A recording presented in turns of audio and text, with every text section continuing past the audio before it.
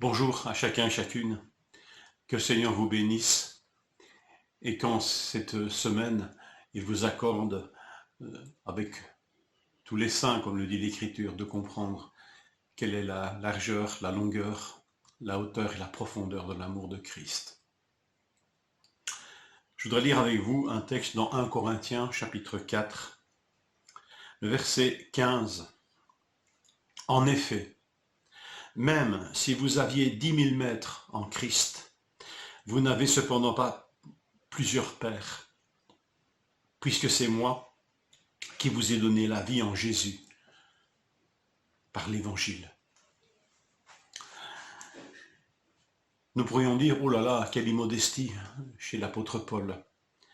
Ce n'est pas lui qui a donné la vie, c'est bien entendu Jésus, et Dieu seul qui peut donner la vie d'en haut.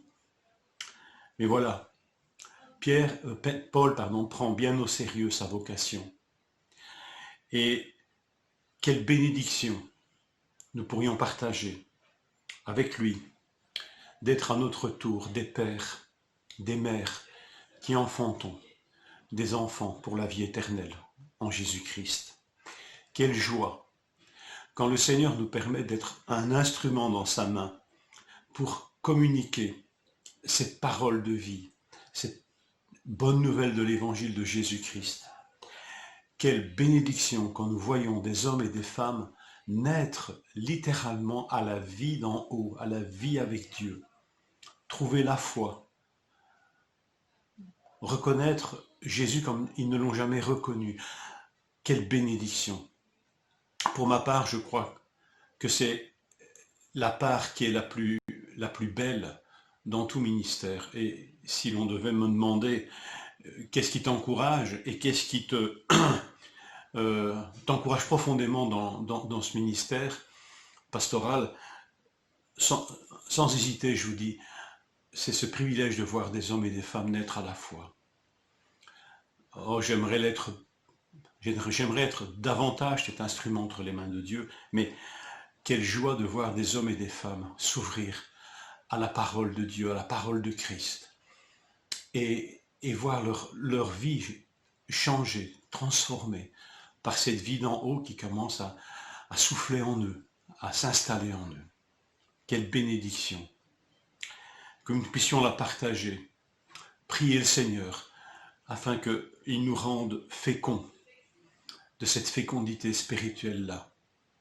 Ne l'oublions pas, l'Évangile, c'est la puissance de Dieu pour le salut de quiconque croit. Quelle grâce et quelle bénédiction que de vivre cela. Je comprends ici Paul. Et loin d'être un orgueil, c'est simplement une remise en ordre qui nous est aussi adressée. Cette exhortation ou cet enseignement de Paul ici nous rappelle à chacun d'entre nous de ne pas oublier comment nous avons nous-mêmes reçu cet évangile et comment nous sommes nés à cette vie d'en haut.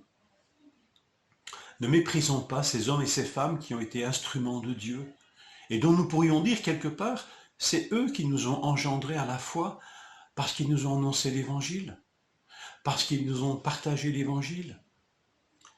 N'oublions pas, non pas pour les idolâtrer, mais pour nous rappeler, comme des enfants se rappellent qu'ils doivent à leurs parents la vie.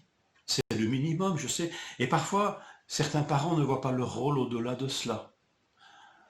Il est des parents dont la seule chose que nous pouvons dire d'eux, c'est qu'ils nous ont donné la vie. Et l'apôtre ici, loin de se contenter d'être un tel père, un père qui aurait donné la vie et puis qui dit à ses enfants, débrouillez-vous maintenant, j'ai fait l'essentiel, bien loin d'être un tel père, il est aussi un père qui peut dire, je vous en supplie au verset suivant, soyez mes imitateurs. Comme dans un autre texte, il dit, comme je le suis moi-même de Jésus-Christ. C'est un père qui montre l'exemple, un père qui se préoccupe, un père non pas envahissant, parce qu'à l'époque, Paul n'était plus avec les Corinthiens, il était déjà ailleurs, mais il se préoccupait d'eux. Et quelque part, il incarnait non seulement, il pouvait être celui qui leur rappelait qu'ils sont nés d'en haut, mais aussi celui qui a incarné un modèle à suivre, un modèle de vie cohérente avec cette vie nouvelle que le Seigneur donne à ceux et celles qui s'approchent de lui. Alors, n'oublions pas, ne soyons pas des ingrats. Peut-être que nous avons rencontré depuis d'autres personnes qui nous ont édifiés, fortifiés, des maîtres en Christ peut-être, qui nous font paraître ceux qui nous ont annoncé l'évangile bien petits, bien insignifiants. Ne soyons pas touchés par cette vanité qui fait que finalement nous oublions les débuts de notre vie avec le Seigneur.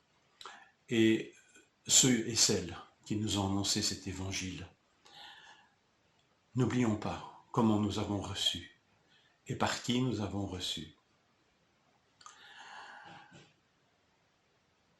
Frères et sœurs, je vous souhaite une bonne journée et que pendant cette semaine et les mois qui suivent, nous puissions être instruments entre les mains de Dieu pour que des hommes et des femmes puissent entendre cette parole, puissent la voir aussi au travers de nous et qu'ils puissent recevoir cette vie d'en haut, qu'il nous donne cette fécondité, qu'il ne nous la fasse pas perdre, ou plutôt que nous ne la perdions pas.